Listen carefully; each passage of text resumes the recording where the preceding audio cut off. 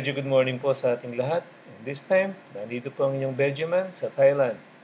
And nandito pa rin po tayo sa demonstration farm ng East Seed sa kanilang opisina dito sa Bang Botong, Thailand. And this time, makikita nyo po sa ating screen ang iba't ibang klase po ng mga tanim na nakalagay po sa iba't ibang klaseng mga trellis o yung balag. So nakita po natin sa ating screen ngayon, yun po yung trellis po na pamamaraan nila dito sa Thailand ng ampalaya.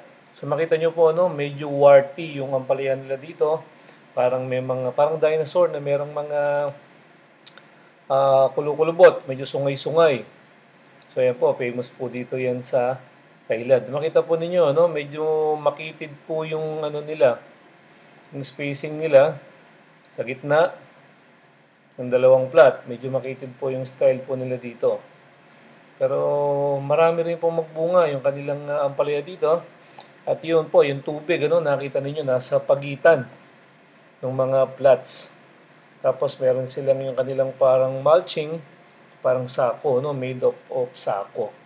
Ayan, so parehas din, gumagamit din po sila ng tinatawag nating trellising net. Doon po nila pinapagapang. And very healthy po, yung kanilang tanim. Ayan, warty po, maigsi. Yung medyo parang may mga kulukulubot o sungay-sungay yung kanilang ampalaya. So yung trellis po nila, merong kawayan sa ibabaw at saka po dun sa gilid. At meron din pong support yan na tubo para po talagang matibay. Ayun po yung mulching na tinasabi ko. Sa gitna nga nila po nilagay, para daw po yata yun sa tapakan ng mga tao. So hindi talaga sila gumagamit ng plastic mulch dito para po din sa kanilang mga tanim.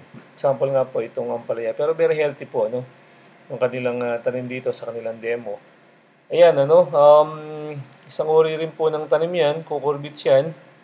Ayun, yung main branch, nasa lupa na parang may mga coco wire dust. Ayan, umakyat po, sa kanilang balag. Ayan. Yung trellising net, yan. Ito po yung trellising net na kinakapitan po nung tanim. Doon po nila pinapagapang yan. Yan, ang ganun po sa dulo. Iba-iba po yung tanim nila sa demo na ito. So, halos tabi-tabi po na magkakasunod. So, ito po ay wax gourd. Yung tinatawag po sa atin na kundol. Yung po mga bilog, yun po yung meron din pong upo. Yan, meron pong upo.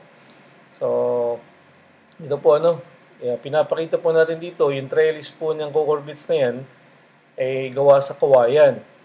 Pero, ayun, yung frame po sa ibabaw, makita po ninyo, tubo. Matigas po na, tubo yun. Ayan, ang dami po naglawit-lawit dyan ng mga bunga. Ito naman po, nasa trellis din, snake gourd. Ngayon parang ahas po, na sa Pilipinas, pinakita na rin natin yun sa isang demo. Yan po yun, parang ahas po, parang patola rin po yan kapag niluto po ninyo. Yan, ito po yung typical na upo, na parehas din sa atin sa Pilipinas. Yan, yung medyo pahaba. Parang hugis bote po talaga, talagang battle gourd, upo talaga. Ito naman, bilog, upo rin po ito, ito yung bilog.